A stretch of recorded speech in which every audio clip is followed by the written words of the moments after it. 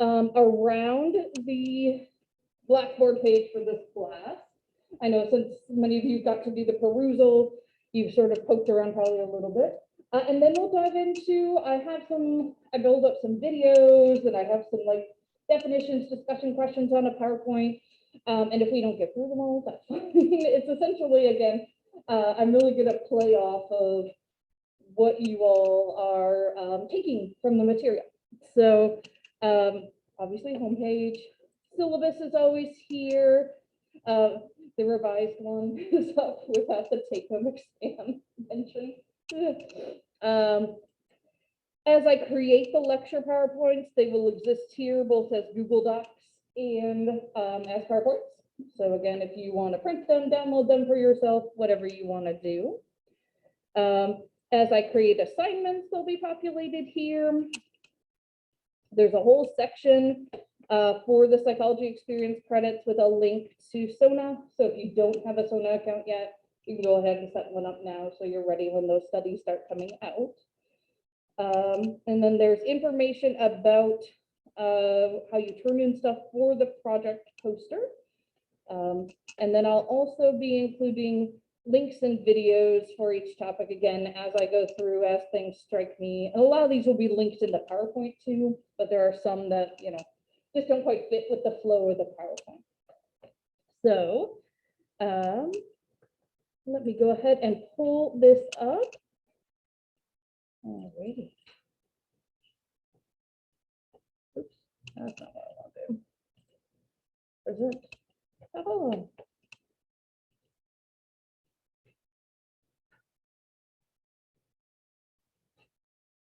Okay. Hopefully it'll do captions. Yes, it wants to use my microphone. So there we go. Haha. Okay. So there will be captions down here. They're not perfect, especially with me with a mask on, right? But at least it'll be a little helpful in figuring out what the heck I'm trying to say to y'all. So a lot of this sort of plays off the chapter, and I picked up on a lot of the stuff you all did and kind of pulled videos and things related to that. So this I thought was a really interesting thing. A couple of you brought this up about thinking about, you know, what to believe, and Monty, you really narrowed in on this, I thought, in a really good way. So just currently, how do you determine what to believe? And this is like no judgment, just like how do you currently use your system? What goes on in your mind? Yeah, Julia. Yeah, that's a huge one, right? As you often go with, you know, your parents and the other people around you, maybe your teachers, right? I kind of go with that until you start to build the skills to kind of make your own decisions. Like I remember the first time I voted was 2000. That's going to take me a time. And like literally sitting down and just reading where the candidates were on all the issues, and like Bush and Gore were actually really similar. So it was like it came down to one issue where they differed, where I was like, okay, well, I'll vote for this person because of how they do that, right? And then like that was one of many elections that I voted since I have been. We need to get rid of the electoral college. Just you know, neither here nor there. So do you all have like criteria you use? And again, sort of even informally that allows you to think, yeah, cool. So I did debate in high school, so I got the habit of checking A, that something has sources, B, how many sources, and C, what the sources were. So sources are a huge part of what I actually do. Yeah, and I am going to try to get Stephen Lyston here at some point. So if you're not familiar with him, he is the librarian dedicated to the social sciences. He's also now the head of the library, so promotion for him. But he'll talk about that. He has a really good lecture about that he can bring in for us. But yeah, the idea of like, where are the sources from, right? And you'll see this if you're in other classes with me, that sometimes I have to like put in caps and bold, like Wikipedia is not a scholarly source, right? We've kind of almost been trained to think it is, right? Because it's even my first like gut instinct. If I'm like, who's that actor? I'd like Wikipedia, right? It's a good jumping off point, right? And then you could go to the links down at the bottom, things along those lines. But yeah, things like stuff you hear on social media, right? I actually really like now, I don't know if anyone else has experienced this, but that Twitter has a feature that if you try to share an article without reading it, because sometimes I'll share one I've read on another platform already, it'll be like, do you really want to share this before you read it? Right? And I'm like, it doesn't stop you, but it at least like pauses you. But yeah, we have to think about who is publishing this. What is their, not necessarily agenda, although sometimes it's an agenda, but what's their opinion? What are they bringing to this, right? And what we'll see throughout the semester is there's even some of that in good science. That if you have a theoretical perspective, that's going to influence how you come up with your hypothesis and how you interpret your data sometimes. I remember one time a family member telling me, well, scientists just like, they're always going to confirm their hypotheses because that's, what they think is going to happen. And like, there is an element of that and why we try to have a lot of controls and like randomized studies and things like that. But I just said to them, wow, I really wish that was true. I could publish more, right? Like, it doesn't necessarily happen in real life. Which sources or people do you trust at this point in time? I would trust the team of like a very well known science, like .gov stuff, even that sometimes I usually research something extensively before I like, okay, maybe. And it's like, yeah, like .gov, like scientific, like peer-reviewed journals and stuff like that. Like,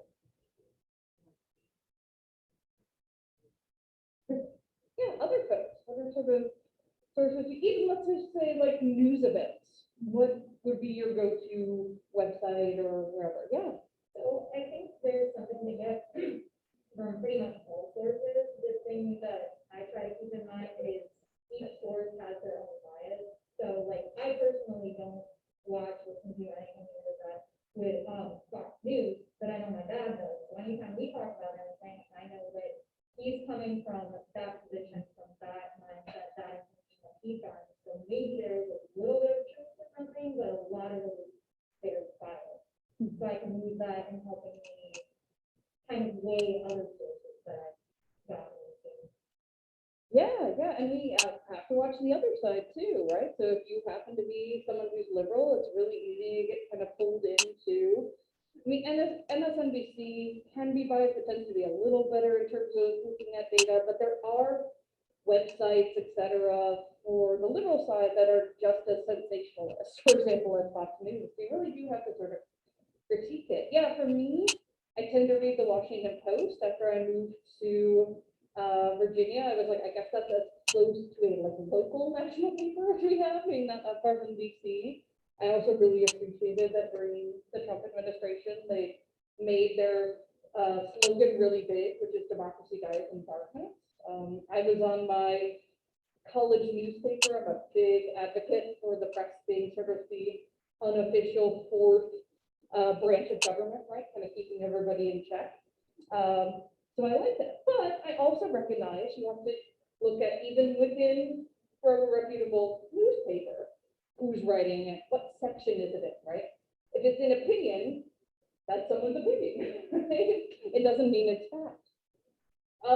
The other thing which someone brought up on Twitter the other day when I was scanning through things, which I thought was really interesting, is that a lot of these reputable sources are behind paywalls, right? If you want to read something from Nature, a scientific journal, you either have to have academic access, or you have to pay like $35 a month to get to it, right?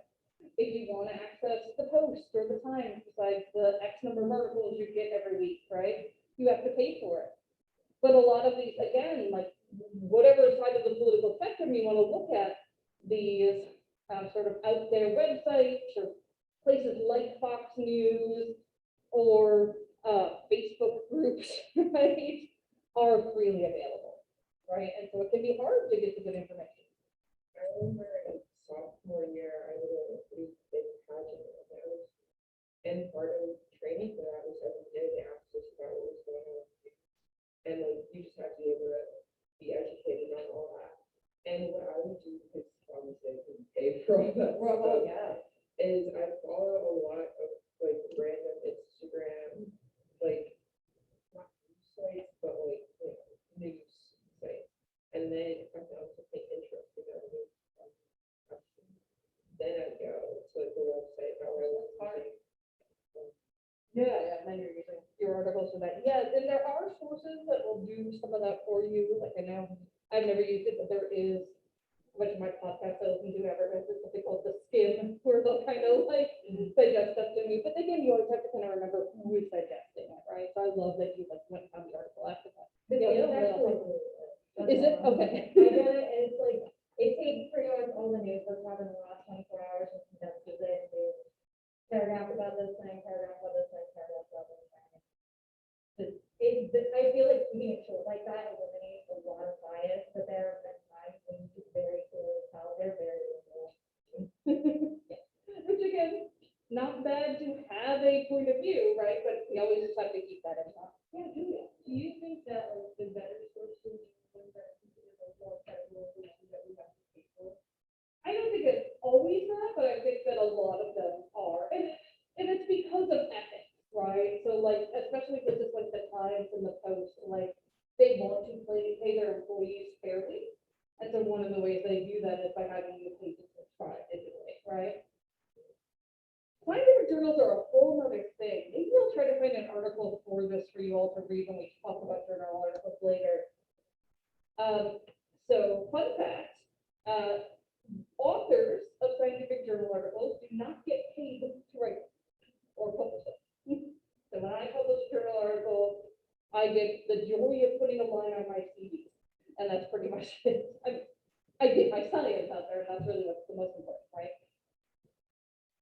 And sometimes, if you are publishing in an open access journal, or you want colored diagrams or supplementary materials, authors actually have to pay to publish. But the journals charge people, and these are for-profit organizations. Oh, the other fun fact is that, you've probably heard of peer review, right? This is sort of our gold standard, is other experts in the field review things before they go on. I'm a reviewer. I'm on 2 editorial boards for journals. I don't get paid for any of that. I think maybe the editor-in-chief gets paid, but like, basically places like, mangled their name, but like Elsevier and things like that are just tossing in that money and making lots of profit, which they're a corporation and capitalism, so I get, but there's a lot of pushback in science right now about that, which is why open access has become a thing, but again, it disadvantages people who don't have giant grants that will pay to publish in those places. Like one article, depending on your open science journal, can cost you like $3,000 to publish, which is like our entire psychology department budget for the year.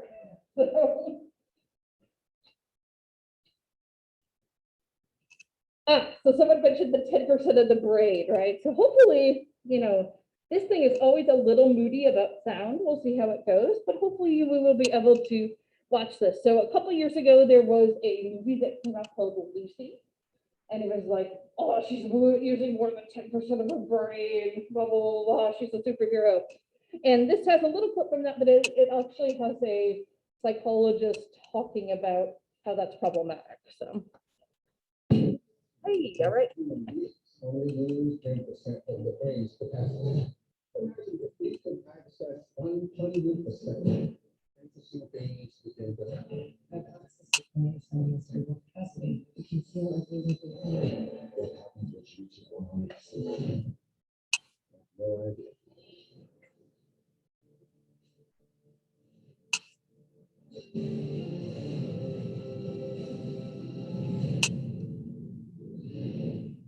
So there's this myth that we only use 10% of our brains, and that's really simply not true.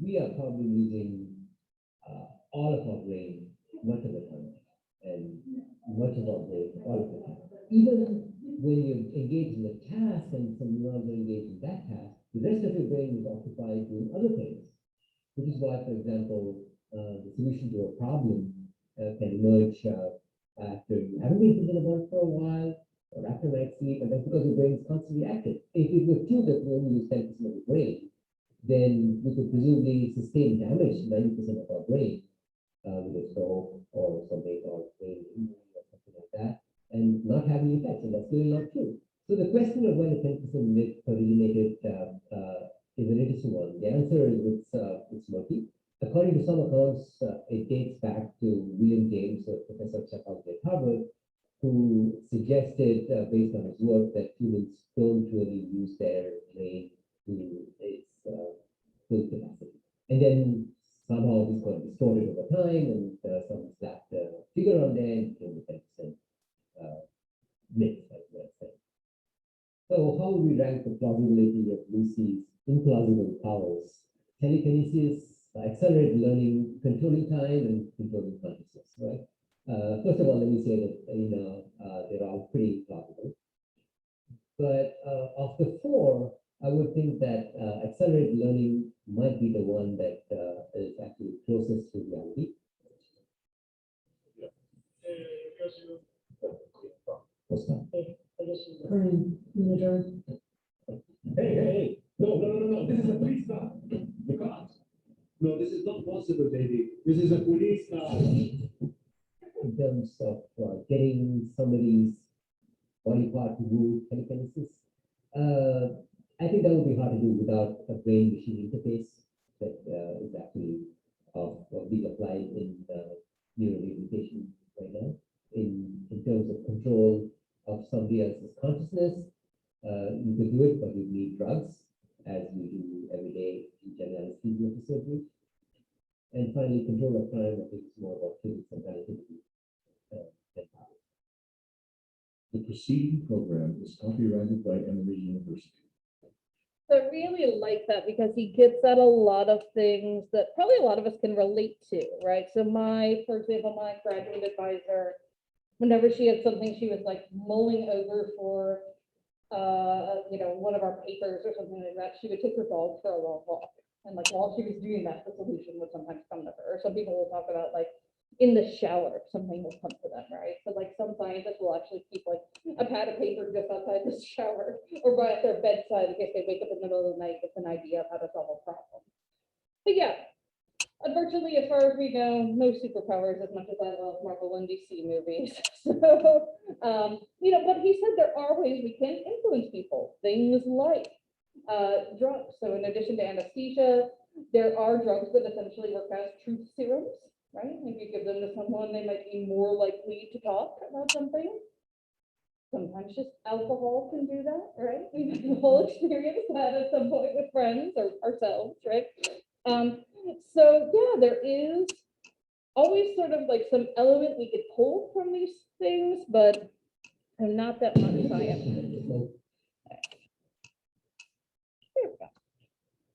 Alrighty, so in your book, it talks about B.F. Skinner and his cage for his daughter. So just, I know that probably most of you have taken intro. Who was B.F. Skinner?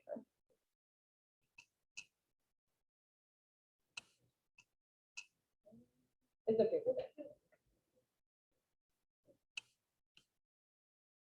Okay, the picture is actually a big hit. So he was a behaviorist who studied behavior in rats and pigeons. He was a pure behaviorist, so he believed that what happened in the mind didn't matter. He said the mind was a black box. Obviously, science at the time, so we have discredited it since then. We know that what happens in the mind is really important. And so he studied things like, how do you reinforce behavior, get people or animals to keep doing something? One of my favorite studies he did with pigeons is he randomly reinforced them, and they ended up developing superstitious behavior, basically. So like, if one of them was going like this, right, it did that until it got food again. If one of them was turning, it just kept turning until it got food again. And it's really similar to if you watch a Major League Baseball game, right? And like the batter does all kinds of like, just okay. Right, I'm gonna hit a grand slam now. So I did my, and then the pitcher has his thing, and hopefully not, the gooey stuff they're putting on their fingers this season. I don't know if you guys guys have heard about that, but they're like blatantly cheating this season. Sort of interesting. All right, so they talk in your book about this baby in the box myth, and this is a one actually from Skinner's daughter talking about this experience. So I thought that this would be kind of fun to watch. My mother remembered me being zippered into a flannel blanket, arms and flipper-like sleeves.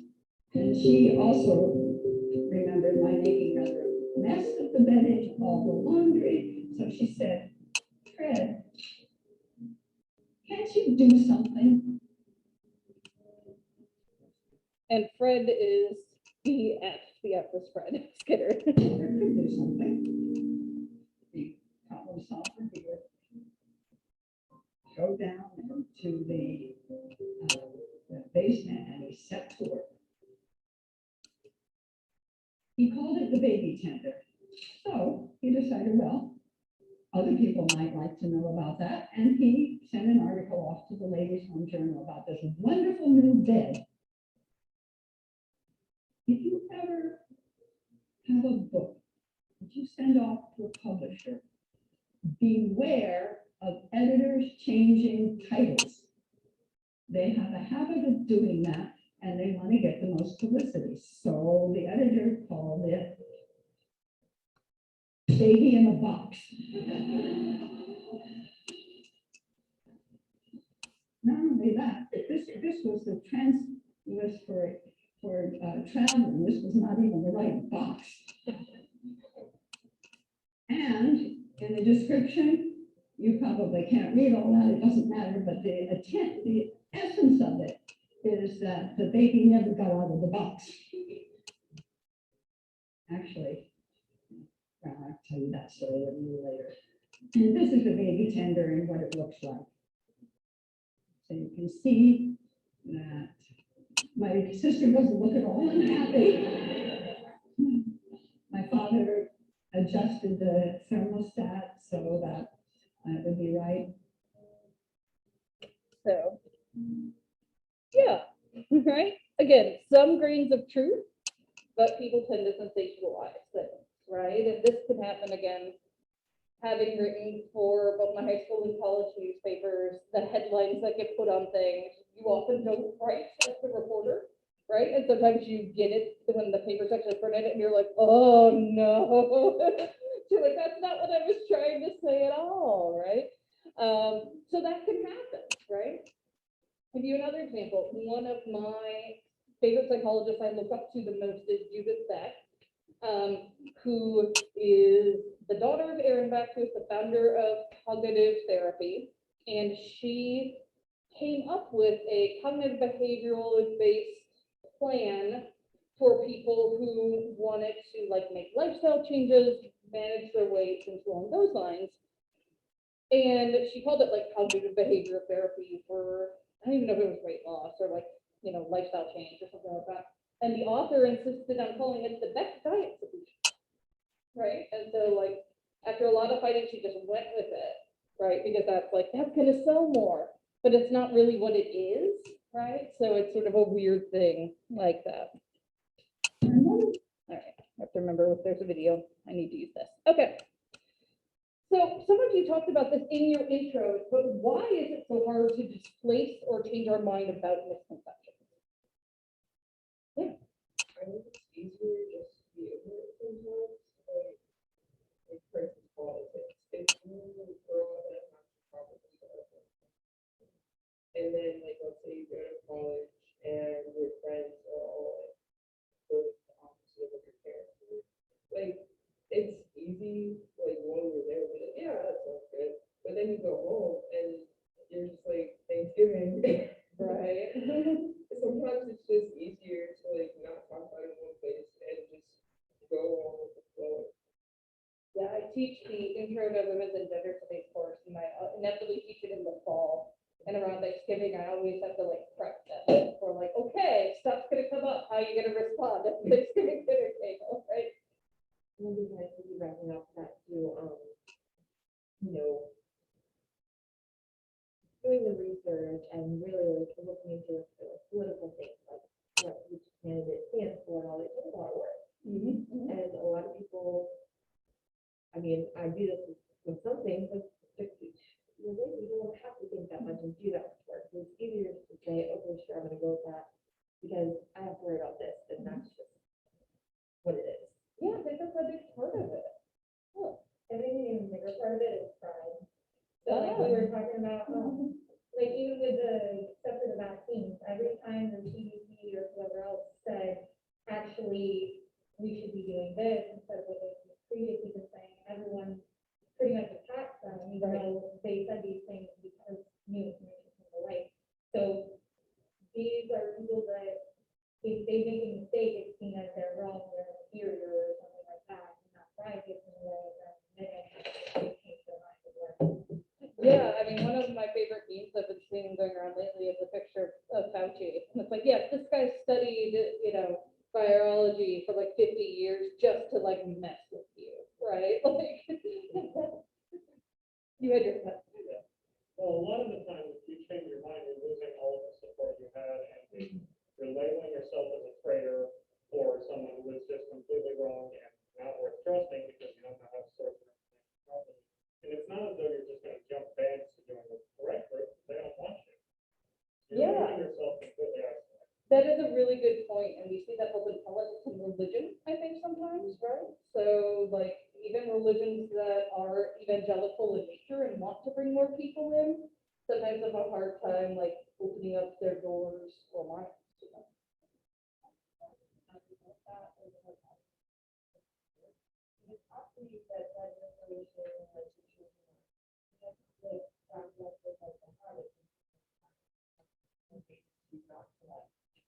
Accept that information so they don't.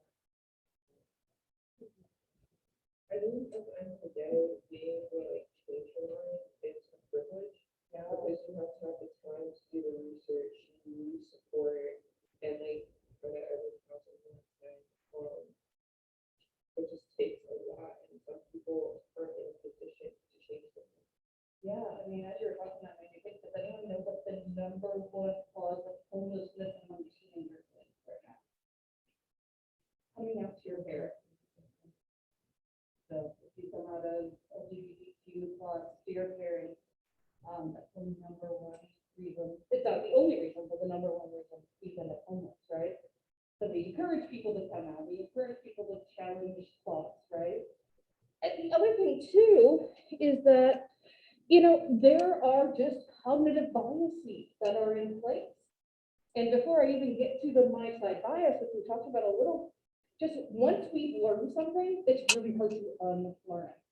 So to give you an example, I was butchering Kamala Harris's name. I was saying it, I can't even say it, Kamala. I've like trained myself to say it properly now.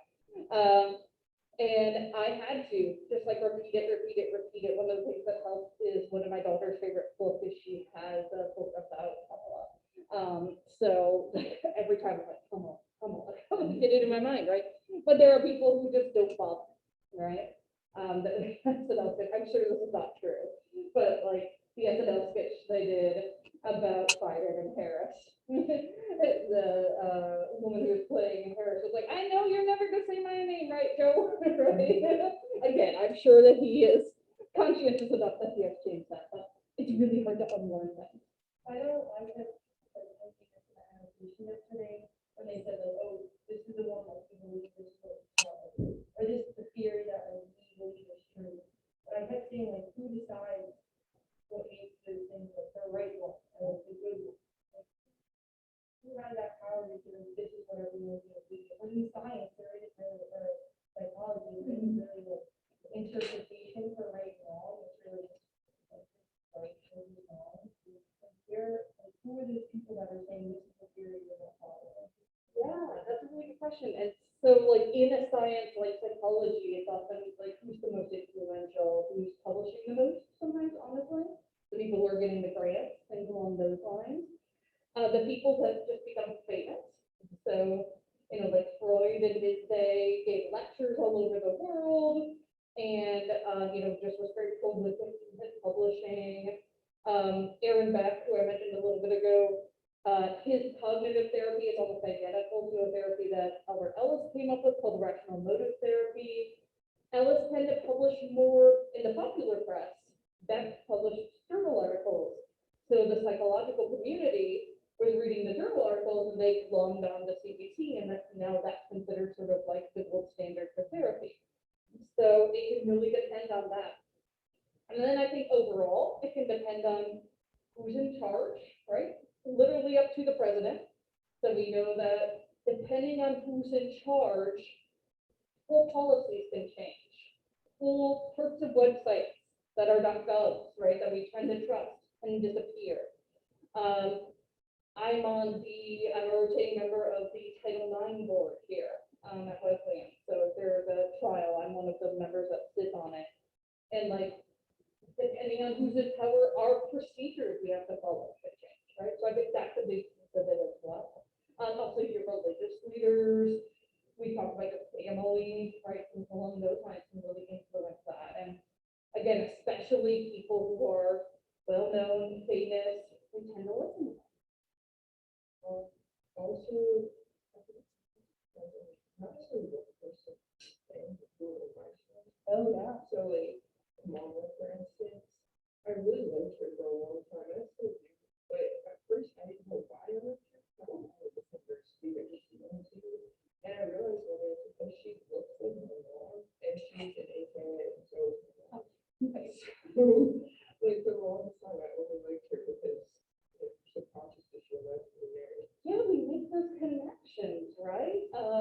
You know, I really like Mayor Pete, now Secretary Pete, because I literally went to elementary school with him from first and third grade. So like, you know, yeah, I probably would have liked his politics anyway, but you know, I have a bias there. Yeah, or someone like Elizabeth Warren, right, who like the nevertheless she persisted thing really grabbed a lot of attention. And then also just as a professor, you know, the fact that she has a plan for everything, right, that they with me a lot, right, like one of my favorite things about one of the debates that someone put is like Elizabeth Warren is bringing a lot of like, no one else read the syllabus energy. But yeah, our personal biases, who we like personally connect with, can make a big difference, right? I have made a political decision that if two candidates are equal in terms of what issues they support, I will choose the woman or the person of color or the woman of color, because I think we need more of those voices, right? I'm not going to go against my beliefs to do that, but if two candidates are equal, I want more diverse voices. That's a decision I made based on my own ideas about intersectionality and its importance. A lot of people wouldn't decide that way, right? And so this is kind of getting at the my side bias, right? So we rate arguments consistent with our beliefs more favorably. I think we've already talked about examples, right? So yeah, that we see this with political things. We honestly see it when we're learning new information, right? So Dr. Martorell teaches evolutionary psychology. Some of you may even be in it this semester. And she's told me that sometimes at the end of that class, people are like, yeah, I still don't believe in evolution. And she's like, you literally just took a whole class on it, what? Right? So it's interesting how much previously held notions can really stick and be hard to, again, even when you see the great psychological evidence, scientific evidence, we can discount it. So people tend to return to these previous beliefs. And this is also something that's really important in psychology and social science in general that I really like that your book got at, is that the truth is never a yes, no in psychology, right? Like it's very complex. People are very complex. I've often joked with classes that like, if I could just like have like a UPC scanner and like scan your forehead and know how much information you took in, I don't even need to give you exams, right? We don't have that ability, right? And this is not to diminish the complexity of any of your natural sciences, right? They're also very complex. But like when you add a person's mind and individual personality and all of that too, it's really hard to determine if something's happening, why something's happening, right? So like imagine we ask someone about just something as simple seemingly as their emotions, right? Like, okay, you're feeling sad. When did you start feeling sad? What was the moment? right? When did you transition from feeling sad to just okay, right? A lot of times we can't even report that. But it's a human tendency to try to come up with cognitive shortcuts. So if any of you have taken cognition with Dr. Ariel, I'm sure he covers this in detail. We like to kind of find ways that make things more efficient for us to process, skip over a bunch of steps. There's a lot of good things to that until those shortcuts are racism. Those shortcuts are other prejudices about groups of people or generalizations, right? Until those shortcuts are ignoring anything that doesn't confirm our already existing idea, right? So that's where this becomes really problematic. All right, why the heck are we teaching you guys this whole, I'm sorry, y'all, I'm really trying to get rid of the Midwestern you guys, to be more gender neutral. It's ingrained, it's hard for me to unlearn. So why should we care? Why are we teaching you a whole class about this? It's not just important, it's important. Okay. Remember something.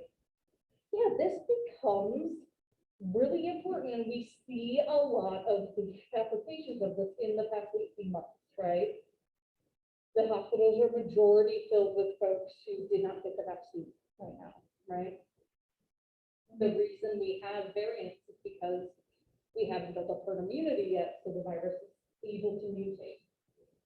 But again, even if we take things like racism, sexism, right, intersectionality, we need to look at our own biases, much less society's biases, critically.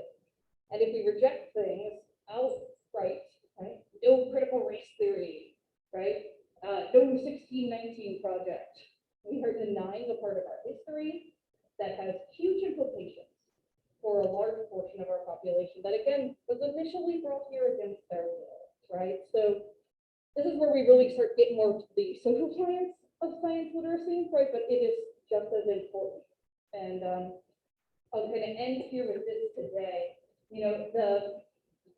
When they said in June, like, oh, if you're vaccinated, you can just stop wearing a mask. But if you're not vaccinated, you have to keep wearing one. They were counting on people to be on the honor system, right? And I think that was based on like the biological science at that point in time, but it was not based on the social science, right? They need social scientists in their ear whispering like, right? So think about that over the weekend, and we'll pick back up with this same topic on Monday.